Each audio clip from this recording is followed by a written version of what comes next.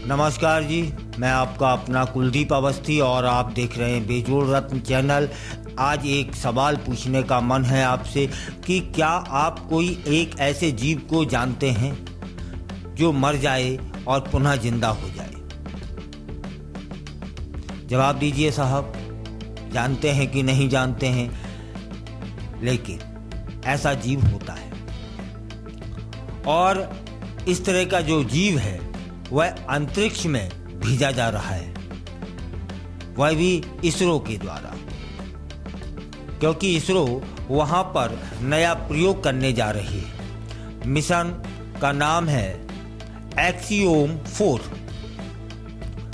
एक अमेरिकी कंपनी है एक्सियोम स्पेस और इस सफर की शुरुआत स्पेस एक्स के ड्रैगन स्पेस क्राफ्ट से होने वाली है। इस मिशन की जो बहुत खास बात होगी ना, वह है कि भारतीय अंतरिक्ष यात्री शुभांशु शुक्ला 14 दिनों के लिए इंटरनेशनल स्पेस स्टेशन पर जाने वाले हैं। लेकिन उनके साथ जो जाएंगे वे कौन हैं? वे हैं सूक्ष्म जीव, जिन्हें वैज्ञानिक वाटर वियर या फिर मॉस पिगलेट भी कहते हैं। नाम भले ही प्यारा हो, लेकिन ये किसी साइंस फिक्शन फिल्म के हीरो से कम नहीं दिखाई दे रहे हैं। तब फिर जान लेते हैं कि कौन है ये वाटर वियर। यह एक सूक्ष्म जीव होते हैं, आकार में सिर्फ 0.1 से 1.3 मिलीमीटर के होते हैं और इनका जो काम है ना, वह बड़ा तारीफ के काबिल है। बर्फीली घाटियों से लेकर ज्वालामुखी तक, समुद्र की गहराइयों से लेकर अंतरिक्ष के खालीपन तक, ये हर जगह जिंदा रह सकने की ताकत रखते हैं। और अगर हालात बहुत खराब हो जाएं तो वे खुद को क्रिप्टोबायोसिस में डाल देते हैं। यानी यह एक ऐसी स्थिति जिसमें पूरा शरीर लगभग जम जाता है, ना खाना, ना पानी, ना सांस। लेकिन जैसे ही उन्हें थोड़ा पानी मिलता है ना, वे फिर से जिंदा हो जाते हैं। यह है इनमें काबिलियत। उन्हें लेकर के जा रहे हैं शुक्ला जी। यह कोई नई कहानी नहीं है। 2007 में भी यूरोपीय अंतरिक्ष एजेंसी की एक फ्लाइट में इन्हें भेजा गया था। उन्हें 10 दिनों तक अंतरिक्ष के वैक्यूम में भी रखा गया था, बिना ऑक्सीजन के, बिना दबाव के। लेकिन वापस आते ही जैसे ही पानी डाला गया उन पर, वे फिर से हिलने लगे और तब से उन पर लगातार लगभग शोधार्थी देश इन पर शोध कर रहे हैं। अब इन्हें इसरो द्वारा पुनः भेजा जा रहा है। एक्सियोम 4 मिशन में भारत द्वारा भेजा गया वोयेजर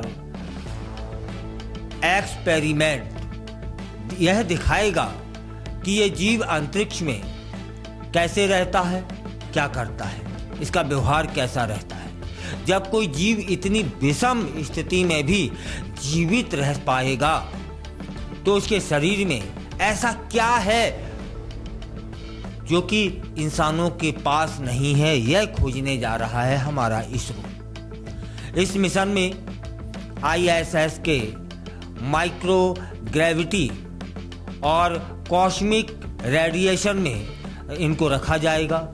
यह भी देखा जाएगा कि वहाँ कैसे यह पुनर्जीवित होंगे, कैसे प्रजनन करेंगे और इनके जीन का व्यवहार बदलता है कि नहीं।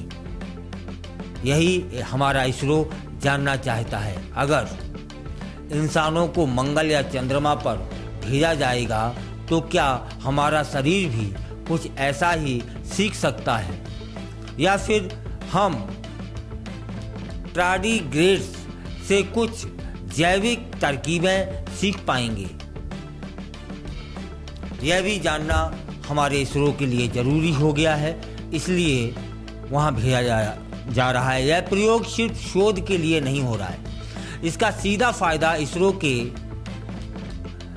गगनयान मिशन को होने वाला है, जिसमें भारत अपने पहले मानव अंतरिक्ष मिशन की तैयारी में जुटा हुआ है।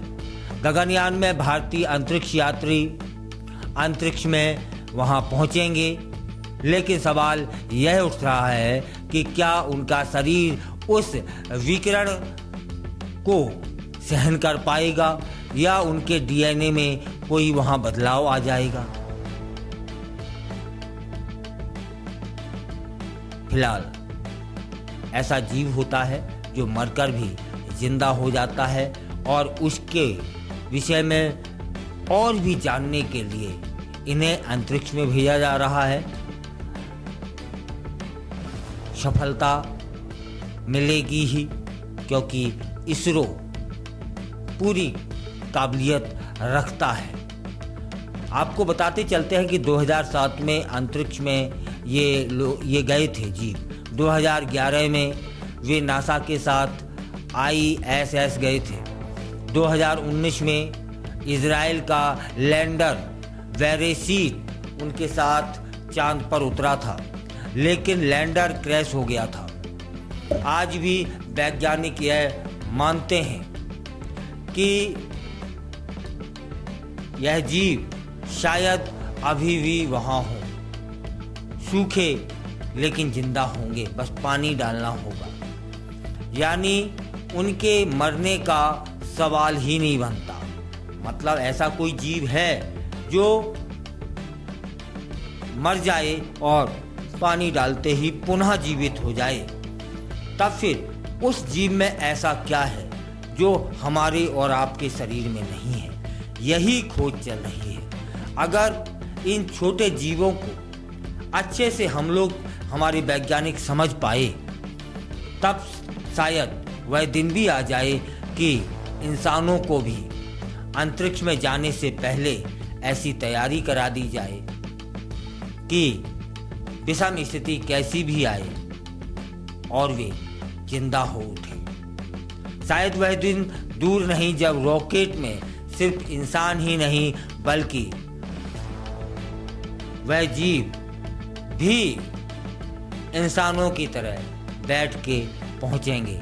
वह दिन बहुत जल्दी आने वाला है, लेकिन यह शोध यदि सफल रहा तब फिर वह दिन भी आएगा कि जब हम खोज पाएंगे कि उस जीव में मानव शरीर से अतिरिक्त और क्या है। यदि और क्या जान लिया तो हो सकता है हमारे वैज्ञानिक उस और क्या को भी मानव शरीर में डालने की क्षमता बना लें, और यह भी असंभव नहीं है अब आज के दौर में कि वह दिन भी आ जाए कभी कि मानव कभी मरे ही नहीं।